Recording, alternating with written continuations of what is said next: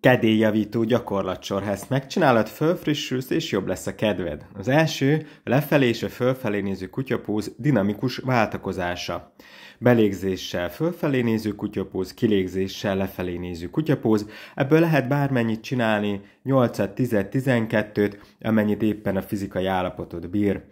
Lehet könnyíteni is, hogyha ez túl nehéz, hogy akkor 4 kézláb állást és a hajlított lábas lefelé néző kutyapózt csinálod.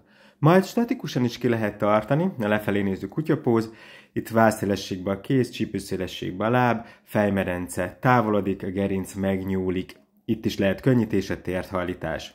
Illetve felvehetjük a fölfelé néző kutyapózt is, befeszítjük a farizmot, hasizmot, magunk alá billentjük a merencét, kinyitjuk a mellkast, szélesen tartjuk a vállövet és homorítjuk a gerincet, megnyújtjuk a törzs előső felszínét. Itt lehet könnyítési verzió, hogy 4 kézláb állásban homorítunk. Majd előre lépünk a lefelé néző kutyapózból, és belégzéssel fölvesszük a Virabhadrasana 1-et. Itt a hátul lévő láb nyújtva, elől térd a boka fölött, gerinc megnyújtózik, megtartott vállból kinyújt a kéz, tenyér együtt imapózba. Ez nagyon-nagyon jó energiát ad. Majd imapózba lehozzuk a kezet, 2 alkar egymás folytatása, kilégzéssel elcsavarunk, a hajlított láb felé elnézünk oldalra.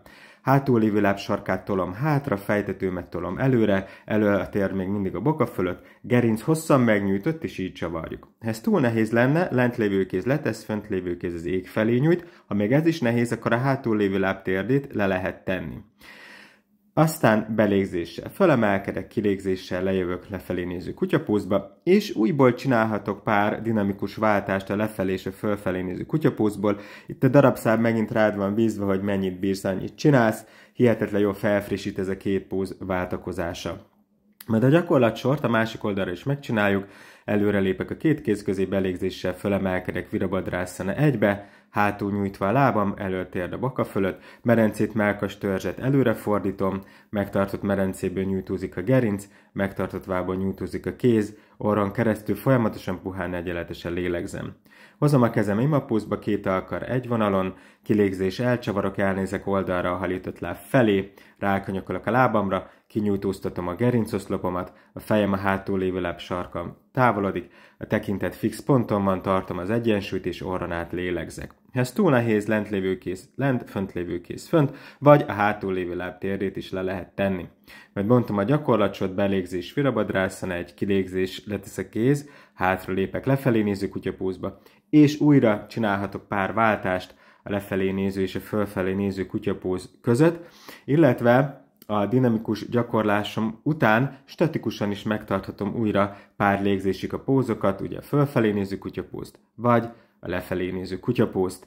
Ezek frissítenek, nyújtanak, üdítőleg hatnak.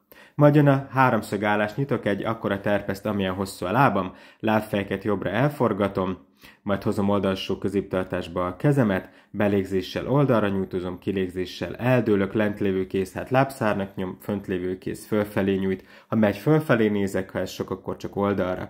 Az oldalra döntés közben nyújtózom a gerinccel, vagyis fejemet, merencémet távolítom, combom feszes, hasamat tartom tónusba. Ugyanezt az ászanát megcsinálom másik oldalra, tehát másik oldalra fordulnak a lábfejek.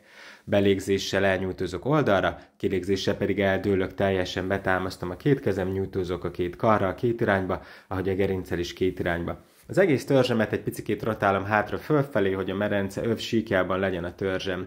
Megnyújtom a törzsem oldalát, orron keresztül puhán lélegzem.